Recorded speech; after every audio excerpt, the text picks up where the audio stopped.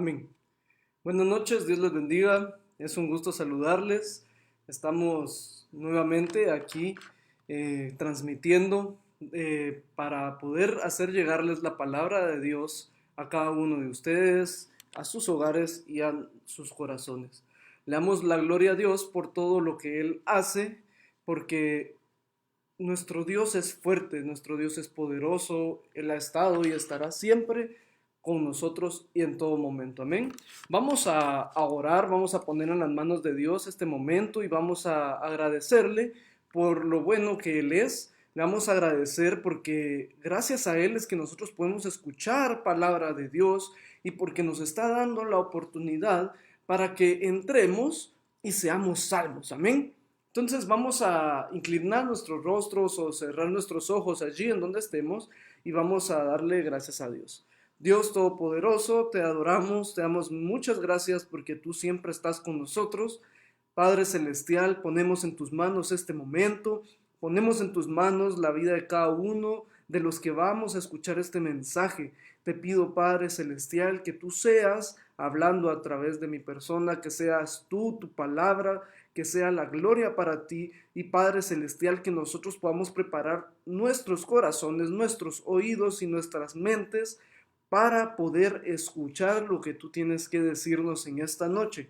Te damos la gloria, Padre, por todo. Apresura a aquellos a quienes aún no se han conectado para que puedan ser parte de este servicio, de esta prédica, mi Dios, y que podamos llenarnos con tu palabra y que todos juntos, Padre Celestial, podamos glorificar y atender al llamado que tú nos has hecho.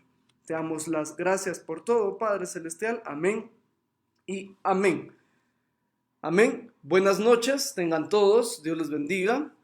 Pues hoy, sábado 4 de septiembre del 2020, cada vez vamos más avanzados en el año y seguimos con el tema de la pandemia y todo eso, pues creo que a muchos nos ha hecho reflexionar muchas cuestiones de las que han pasado, ¿sí? Pero en esta noche vamos a ver lo que Dios quiere de nosotros, ¿sí? Vamos a estar estudiando un pasaje muy hermoso. Vamos a estar estudiando Miqueas 6, del 6 al 8, ¿sí? Y realmente nosotros nos podemos dar cuenta que hoy en día muchos de nosotros nos podemos hacer varias preguntas. Podemos hacernos preguntas como, ¿cómo puedo agradar yo a Dios? ¿Qué quiere Dios de mí? ¿O qué más puedo hacer para Dios? Hay unos que dicen, bueno, yo le sirvo a Dios, yo hago esto, hago aquello, pero ¿qué más querrá Dios de mí? Muchos nos podríamos estar haciendo estas preguntas. Y la verdad es que no es nada nuevo, ni nada del otro mundo, que nosotros nos pongamos a hacer estas cuestionamientos hacia nosotros mismos, o hacia nuestros líderes, o hacia Dios mismo, ¿sí? Pues, en lo que vamos a estudiar el día de hoy, en Miqueas, ¿sí? En ese entonces del profeta, después del reinado, prosperó, después del reinado de Usías, ¿sí? Su hijo Jotam continuó con muchas políticas en ese entonces, pero no quitó los centros de idolatría, ¿sí? Entonces el pueblo, en ese marco histórico, pues aún estaban viviendo en medio de muchas otras creencias, de muchas otras tradiciones, e inclusive dentro del lugar en donde se encontraba el pueblo, habían estos centros de idolatría, ¿sí? Lo cierto es que Miqueas, cuando anuncia este mensaje, lo hace como a manera de juicio al pueblo. ¿Por qué? Porque el pueblo persistía buscando el mal, persistía en la búsqueda del mal. Entonces Miqueas realmente manda un mensaje contundente como en forma de demanda, porque aunque el pueblo practicaba ciertas normas que estaban en la ley, practicaba ciertos preceptos religiosos, por así decirlo, como las ofrendas, los holocaustos ir al templo, etcétera, etcétera. A pesar de que el pueblo hacía todas estas cosas, el pueblo y Miqueas se dio cuenta que el corazón estaba muy apartado de Dios, estaba apartado de Dios en su totalidad. Entonces, Dios prácticamente en este pasaje en el que vamos a ver unos versículos antes, le estaba diciendo al pueblo que se volvieran a Él, que tengamos mucho en cuenta esta palabra, volvernos a Él, y que se arrepintieran, ¿sí? Les recuerda de la redención, cómo les había librado de la esclavitud en aquel entonces en la tierra de Egipto, y también les recuerda cómo los guía en el desierto y cómo los sustenta con comida, con muchas cosas, durante ese largo viaje que tuvo el pueblo por el desierto, ¿sí?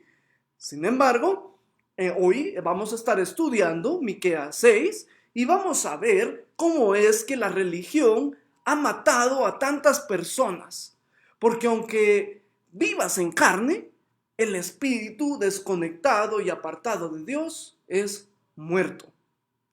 Vamos a ver también, y aquí podríamos derivar un poco de que en el pragmatismo o en intentar de hacer las prácticas, buenas prácticas, podemos perdernos en un corazón que en realidad busque y ame de Dios, ¿sí? Ahora bien, regresemos al contexto. El pueblo comprendía el pueblo no comprendía la diferencia entre la relación y la religión, ¿ya? Y yo no sé ustedes, pero si se ponen a pensar, vivimos en una situación no muy distinta a la que estaba viviendo el pueblo en ese entonces, ¿sí? Las personas, en su ajetreada vida, en su no conocimiento de la palabra de Dios, buscan tal vez una forma de encontrar a Dios, pero lo hacen a través de medios erróneos. Muchos tienden a irse por el lado de las obras de la carne, de las obras de la ley, ¿sí? Hoy vamos a ver 4 preguntas que los israelitas hicieron. En Miqueas 6, del 6 al 8, vamos a leer lo siguiente. Dice la palabra de Dios. 6, del 6 al 8. Ahorita solo vamos a leer del 6 al 7, que aquí están las 4 preguntas que los israelitas se plantearon en ese entonces, que no están muy fuera de lo que nosotros y que la generación de ahora se plantea. 6. Dice, ¿con qué me presentaré ante Jehová y adoraré al Dios Altísimo? ¿Me presentaré ante él con holocaustos, con becerros de un año? ¿Se agradará Jehová de millares de carneros o de 10,000 arroyos de aceite? ¿Daré mi primogénito por mi rebelión? ¿El fruto de mis entrañas por el pecado de mi alma? Ok, quedémonos aquí. Vamos a ir con la primera pregunta. Aquí las coloqué en viñetas para que sea un poquito más sencillo de verlas. Y vamos a ver la primera pregunta. La primera pregunta que hace el pueblo de Israel es: ¿con qué me presentaré ante Jehová y adoraré al Dios Altísimo? Esa es la primera pregunta que se hace el pueblo. En otras palabras, lo que estaba diciendo el pueblo de Israel era lo siguiente. Decía, o sea, como, ¿qué le pasa a Dios? ¿Por qué siente ese desagrado en nosotros? ¿O por qué nos está diciendo que si acaso no nos recordamos de lo que Él hizo en Egipto por nosotros cuando nos sacó? ¿O que si acaso no nos damos cuenta de todas las obras y maravillas y cómo Él nos mantuvo a nuestros antepasados en el desierto? ¿Sí? Entonces esta primera pregunta, que la vamos a volver a leer, ¿con qué me presentaré a Jehová y adoraré al Dios Altísimo? Entonces, las personas aquí, a pesar de que estaban cumpliendo los ritos y la liturgia de la religión, estaban obedeciendo las formalidades externas. Y Él, o sea, Dios, ha sido el que les había transmitido esas normas o esas formas, pero por otra parte, Dios también había ofrecido algo más, y era una relación con Él mismo. una relación que el pueblo había perdido. O sea, ellos estaban de continuo en hacer el mal. Practicaban los ritos y la liturgia de la religión, pero con corazones apartados en una verdadera relación con Dios. En nuestros días, actualmente, sucede lo mismo. No hemos entendido que debemos de tener una relación con Dios. Y muchos se llegan a hacer esta pregunta. ¿Qué puedo hacer para darle a Él lo que se merece? ¿O qué puedo llevarle a Dios? ¿Qué puedo entregarle? Él está ahí arriba y yo aquí abajo. ¿Cómo puedo alcanzarlo? ¿O cómo puedo entrar en contacto con Él? Muchos jóvenes se hacen esa consulta. O sea, ¿cómo puedo llegar a un Dios tan alto? ¿Cómo? ¿O cómo puedo ser salvo?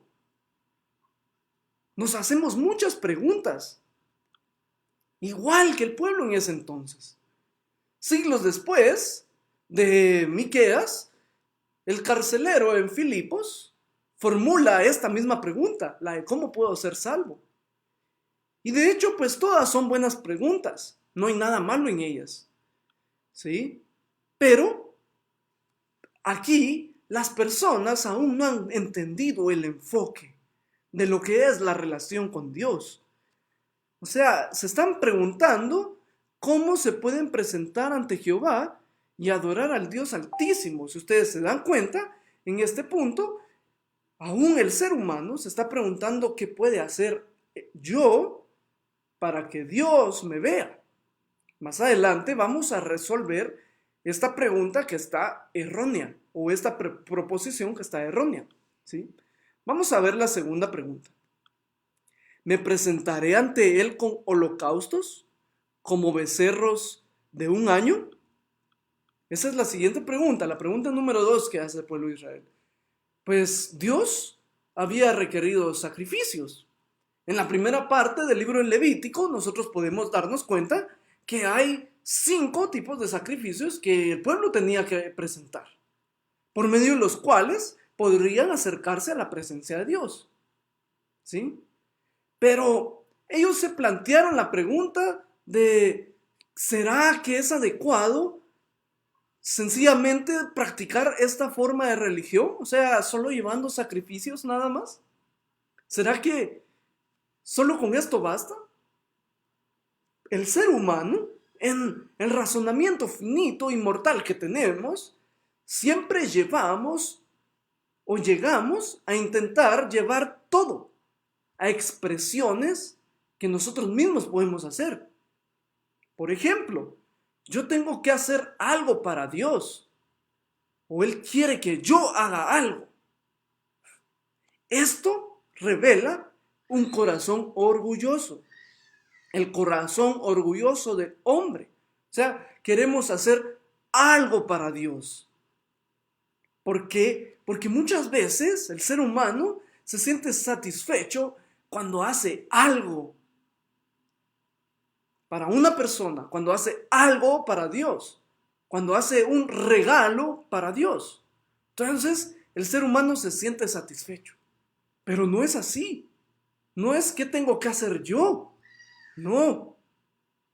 O sea, prácticamente nos parecemos a esas personas que dicen, yo voy a la iglesia, asisto a las células, no me pierdo ningún servicio virtual, ayudo a los pobres, hago aquí, hago allá, pero entonces, ¿qué más quiere Dios de mí? Ese ¿qué más quiere Dios de mí? Estamos diciendo prácticamente que estamos haciendo más de lo que Él nos está pidiendo.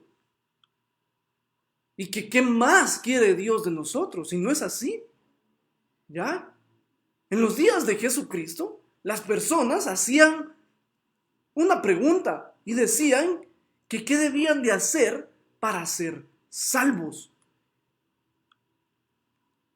¿Y saben qué respondió Jesús? En Juan 6:29. Respondió Jesús y les dijo, esta es la obra de Dios, que creáis en el que Él ha enviado. ¿En qué? En creer en aquel a quien el Padre había enviado. 2. Hechos 16:31.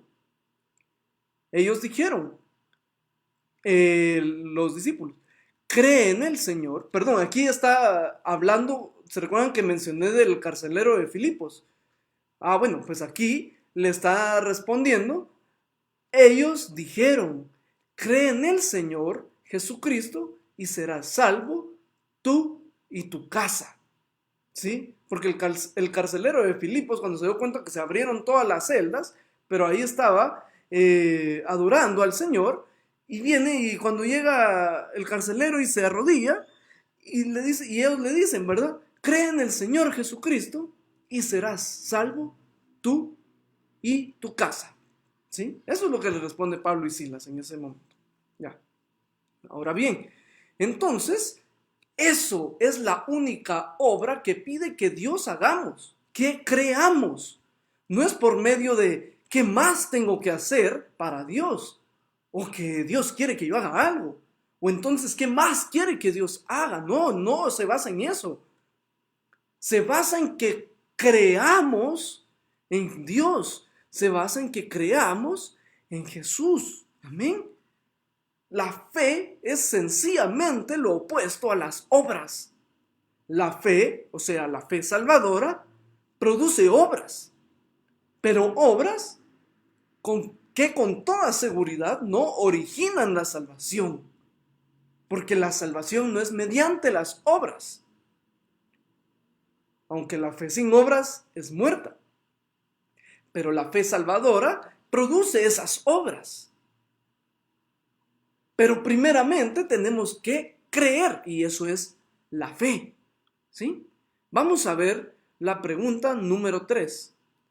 Y le dicen entonces, ¿se agradará Jehová de millares de carneros o de 10,000 rollos de aceite? Entonces, bien, aquí ahora están empezando a pensar que deberían de ser generosos en todo lo que tienen que dar. Por eso dice en millares de carneros o 10,000 arroyos de aceite. O sea, ¿acaso se agradará Dios de eso? O sea, por ser generoso, ¿Dios se va a agradar de nosotros? O sea, en otras palabras ¿acaso no he hecho lo suficiente por Dios? ¿Tendría que hacer más para Dios para que Él se agradase? ¿Ya? Entonces, esto es muy semejante a un hombre rico que tiene muchas empresas, da el diezmo y a veces hasta más de eso, y también, por decirlo así, le da el bono 15 a sus empleados, y aún se pregunta, ¿y qué más podría pedirme el Señor? O sea, otra vez esa mente en donde estamos planteando que ¿acaso no voy yo más allá de lo requerido? Soy una persona que gasto mucho en cuanto a la obra del Señor se refiere, ¿sí? Pero realmente este es el verdadero problema. El ser humano siempre creyendo que por lo que hace será salvo. Y no es así, no es así. No es por mucho que hagamos. No es por esto. Y esta fue la tercera pregunta que el pueblo se planteó. O sea, tal vez siendo generosos Dios se va a agradar. Y no es así. Vamos a ir a la cuarta pregunta. Dice así: ¿daré mi primogénito por mi rebelión? ¿El fruto de mis entrañas por el pecado de mi alma? O sea, aquí ya se estaban pasando un poquito más del límite, pues. O sea, aquí estaban preguntando que si acaso tenían que ofrecer en sacrificio a sus primogénitos por el pecado del alma. Ciertamente tampoco es así, pues, ¿sí?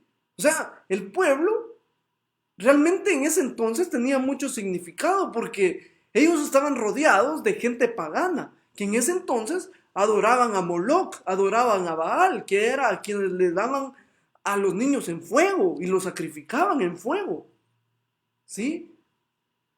Eran estructuras, o sea, el dios Baal y el dios Moloch eran una especie como de estructura de hierro que en su vientre tenía como un horno y brasas, y ahí tenía unas manos así, y ahí ponían a los niños y los echaban al fuego.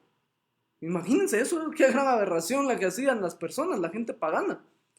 Y entonces el pueblo de Israel llega a ser como esta similitud, ¿va? Viene a decir así como, ¿o será que tenemos que dar entonces a nuestros hijos para que Dios se agrade o para que Él nos limpie de nuestros propios pecados? No, tampoco era así, o sea, no sabían, el pueblo tenía muchas consultas. Y en algunas ocasiones el pueblo de Israel pues sí se desvió hacia este camino de los Baales. Sí, y por supuesto Dios nunca pidió sacrificios humanos, nunca. Lo hizo con Isaac, pero no lo mató, porque lo hizo a manera de prueba, pero Dios nunca pidió sacrificios humanos. En Números 18:15 dice lo siguiente: todo lo que abre matriz de toda carne que ofrecerán a Jehová, así de hombres como de animales, será tuyo, pero harás que se redima el primogénito del hombre y también harás redimir el primogénito de animal inmundo. Entonces, realmente Dios está reclamando el primogénito. Y Dios requiere que el primer hijo varón le perteneciera a él. Pero luego había de tomar el dinero de la redención, la plata, y se pagaba por ese primogénito. Y es decir, o sea, Dios no aceptaría sacrificios de humanos para él, pues. Y menos para un Baal y para un Moloch. Y tampoco, como lo vimos, aceptaba un animal inmundo. Ahora vamos a leer Levítico 18:21. Dice la palabra de Dios: y no des hijo tuyo para ofrecerlo por fuego a Moloch. No contamines así el nombre de tu Dios, yo, Jehová. Entonces tampoco podían estar haciendo eso, no tenían del por qué estar haciendo esos sacrificios. Y aparte, no tiene mucho sentido presentar a un niño, porque los seres humanos, cuando nacemos, somos seres impuros, en cuanto a la relación de Dios, me refiero. ¿Sí? Porque en el momento que nacemos del vientre de nuestra madre, lo expresa David así: he aquí, en maldad he sido formado y en pecado me concibió mi madre. Entonces tampoco serviríamos como sacrificio, por así decirlo, pues un niño. No serviríamos como sacrificio porque estamos concebidos en mal. Debemos de esperar a ser redimidos por Dios. ¿Sí? Y eso lo hacemos cuando recibimos al Señor Jesucristo en nuestros corazones. En ese momento somos redimidos, ¿sí? Ahora bien, ya terminamos con todas las preguntas que el pueblo de Israel hacía. ¿Con qué me presentaré ante Jehová y adoraré al Dios Altísimo? ¿Me presentaré ante Él con holocaustos como becerros de un año? ¿Qué agradará Jehová de millares de carneros o de 10,000 arroyos de aceite?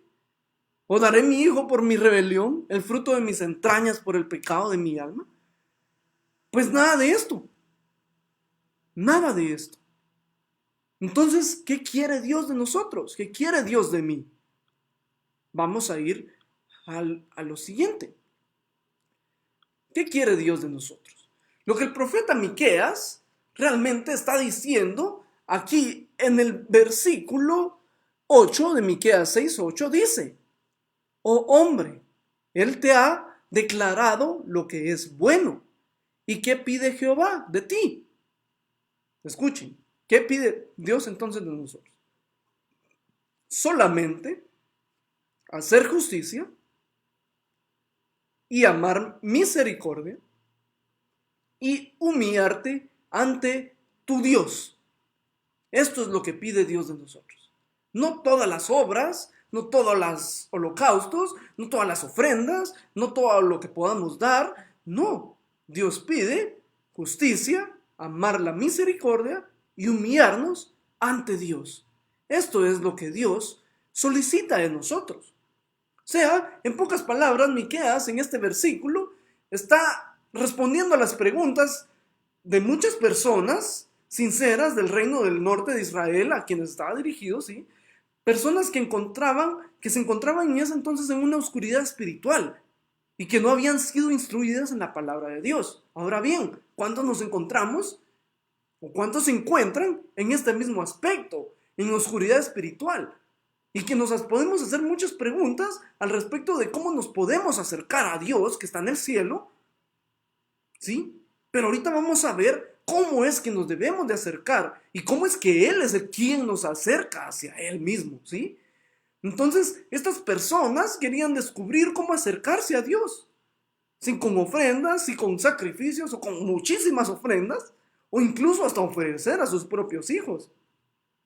¿Ya? Entonces, en resumen, Miqueas les responde que Dios no quería ninguna de esas cosas. ¿Ya? La religión externa, o sea, las obras, sin una experiencia interna, sin una realidad interior, no tiene valor en absoluto. Es nada más cumplir así porque sí una serie de reglas y nada más.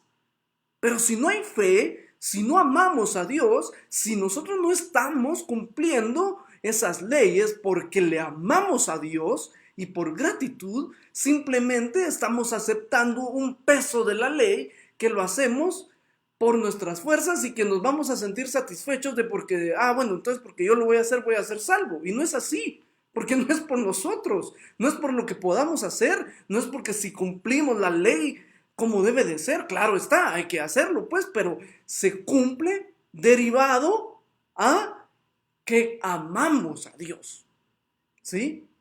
Porque si lo hacemos solo por cumplir la ley, estamos yéndonos al lado de los legalistas, a quienes piensan que solo por cumplir la ley, pues están haciendo lo suficiente y se flagelan. No lo voy a hacer y solo aceptan ese peso, ¿me entienden?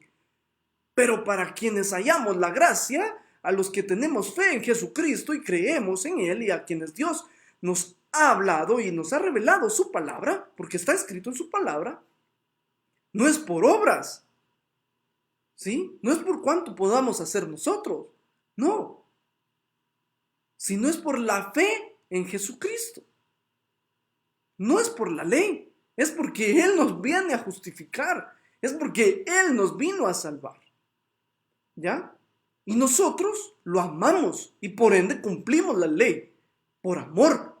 Recuerden que en amar a Dios y a tu prójimo como a ti mismo, en eso se resume toda la ley, porque al final es el amor. Pero sigamos viendo. Entonces, vamos a comprobar que usted no puede ser salvo por lo que usted considera como buenas obras o porque está cumpliendo la ley, ¿no? Porque desde la naturaleza caída y no regenerada por Dios, no se pueden reproducir obras que Dios pueda aceptar. ¿Me doy a entender? O sea, en nosotros no hay nada que pueda reproducir las obras correctas de que Dios pueda y quiera aceptar. No somos suficientes para eso. Nuestra carnalidad, la ley del pecado que moraba en nosotros antes de ser creyentes, cuando éramos impíos, no nos deja. O sea, no es por nosotros, ¿sí? Entonces vamos a ver a continuación las tres cosas que Dios desea de nosotros, que fue lo que leímos. Perdón, aquí. Hacer justicia, amar en misericordia y humillarse ante Dios, ¿sí? Entonces vamos con la primera, actuar con justicia. Sí, tenemos que ser personas justas, tenemos que modelar los principios y valores del reino de Dios. Tenemos que ser justos y honestos con el trato de nuestros semejantes. Tenemos que ser sinceros y fieles. Por eso dice Dios, amar a su prójimo como a ti mismo. Y es eso, actuar con justicia. Número 2, amar la misericordia. Nosotros no solo tenemos que amar la misericordia de Dios, sino también debemos de ser misericordiosos y compasivos con el trato a los demás. Y número 3, humillarse ante Dios. Ahora bien, ¿podemos cumplir estos requisitos con nuestras propias fuerzas? O sea, leerlos, hacer justicia, amar misericordia y humillarse ante Dios. ¿Ustedes creen que lo pueden hacer o lo podemos hacer bajo nuestras propias fuerzas o por nuestros propios méritos? ¿Ustedes creen que se puede lograr? Respóndanse en su mente. Para los que dicen que sí, déjenme decirles que están mal. Porque la verdad no lo podemos hacer. Porque ningún ser humano podríamos llevar a la práctica tan alto código moral sin el poder de Dios. ¿Y saben por qué? ¿Por qué no lo podemos hacer? ¿Y por qué no podemos llevar tan alto código moral sin el poder de nuestro Dios? Y la razón es bien elemental. 100 puntos para que lo respondan. ¿Saben por qué?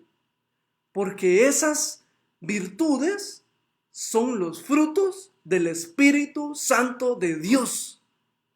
Amén. Amén. Por eso es que no lo podemos hacer en nuestras propias fuerzas.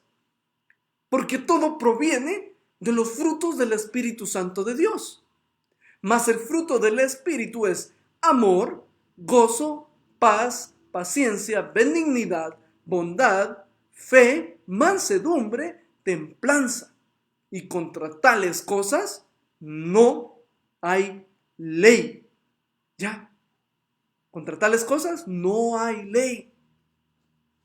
¿Ya? Entonces, con la ley no podríamos nosotros salvarnos, ni por nuestros propios méritos y fuerzas.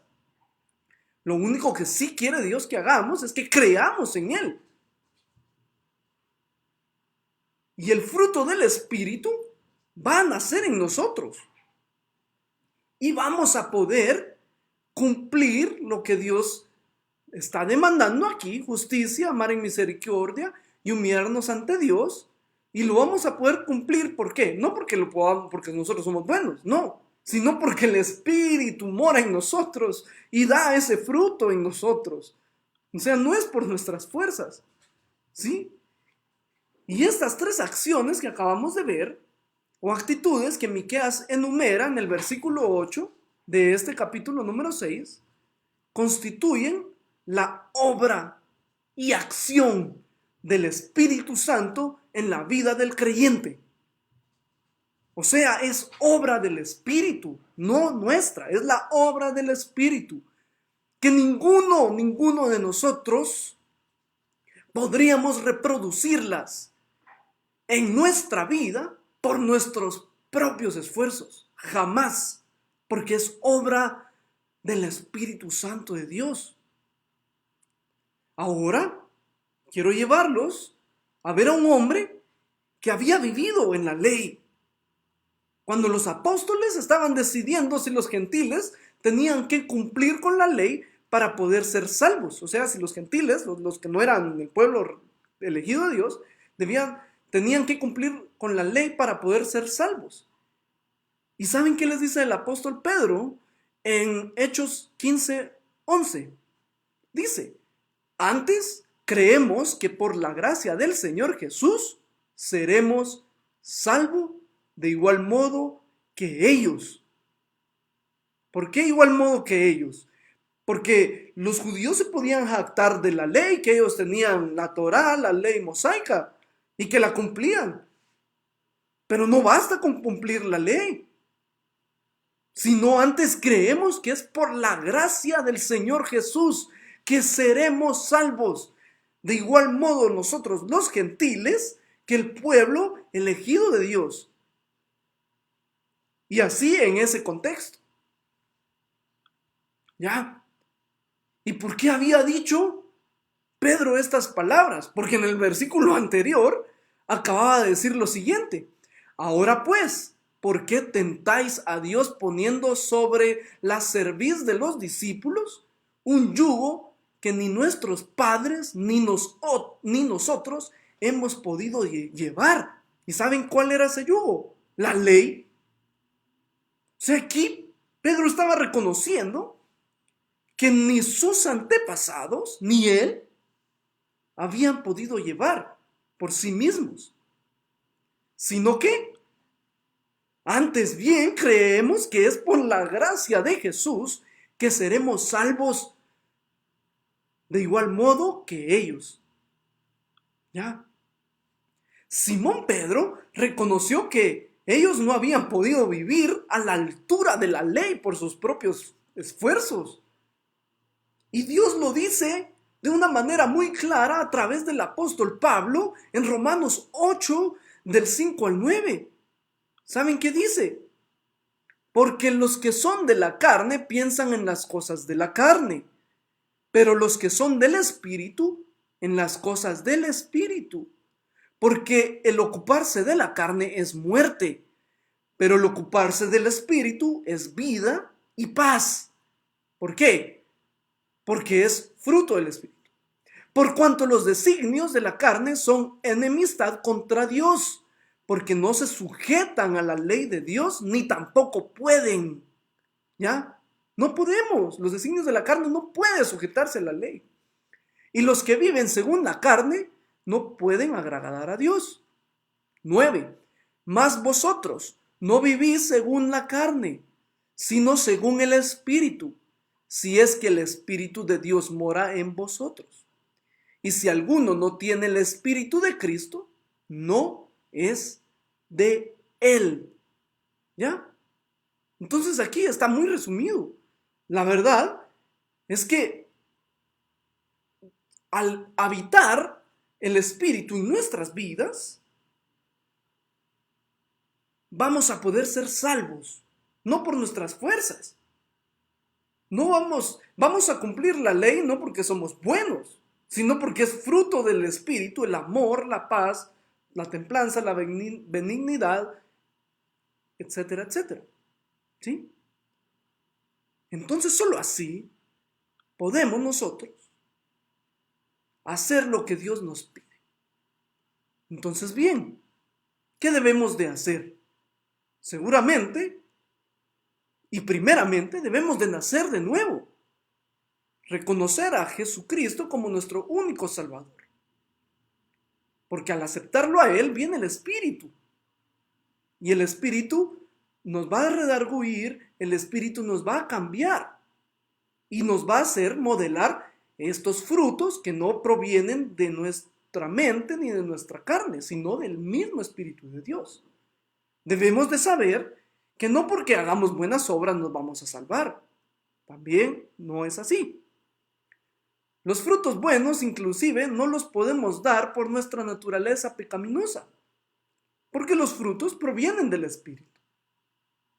Entendemos que somos salvos por la gracia mediante la fe en Jesucristo. Y como decía el carcelero de Filipos, ¿qué debo de hacer para ser salvo? ¿Y qué le responde Pablo y Silas? Cree, y tú y tu casa serán salvos. Entonces, ¿qué debemos de hacer? Creer, tener fe en Jesucristo. Amén. Eso es todo por la noche de hoy. Vamos a inclinar nuestros rostros y vamos a darle gracias al Padre por esta preciosa palabra. Dios, te damos la gloria porque tú eres maravilloso, Señor. Gracias porque tu palabra nos revela cada día más y más y más de tu gloria, Padre Celestial. Gracias por llevarnos de gloria en gloria hasta poder llegar a parecernos a ti, Señor Jesús. Ayúdanos, Padre, a poder vivir conforme a tus preceptos, amarte con nuestro corazón, pero primeramente tener fe en ti, en creer en ti para poder tener esa salvación.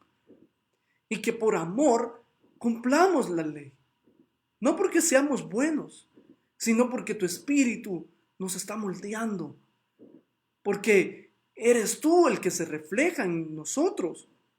Por eso dice, ya no vivo yo, sino Cristo vive en mí. Y es eso lo que nos lleva a ser salvos. Que tú, Jesucristo, estás vivo entre nuestras vidas.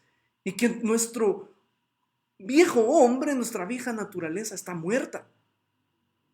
Y por eso es que podemos estar vivos. porque el vivir es Cristo y el morir es ganancia. Padre, ayúdanos, Dios, a entender que no es por obras ni por muchas cosas que se nos vengan a la mente que vamos a ser salvos, sino es mediante la fe en ti, Jesucristo. Y que nos vamos a pegar a la ley, no porque somos buenos, porque jamás podríamos vivir a tan alta moral, sino que es tu espíritu obrando en nuestras vidas. Una vez más, reconocemos que no somos nada sin ti, oh Dios. Ilumina nuestros corazones. Y Padre, ayúdanos a reconocer que tú eres nuestro único Señor y Salvador, y que fuera de ti no hay nada, Padre. Te damos la gloria y la honra por todo, oh Dios. Amén y amén. Amén. Que tengan un bendecido viernes y un bendecido feliz fin de semana. Que tengan feliz noche. Dios les bendiga.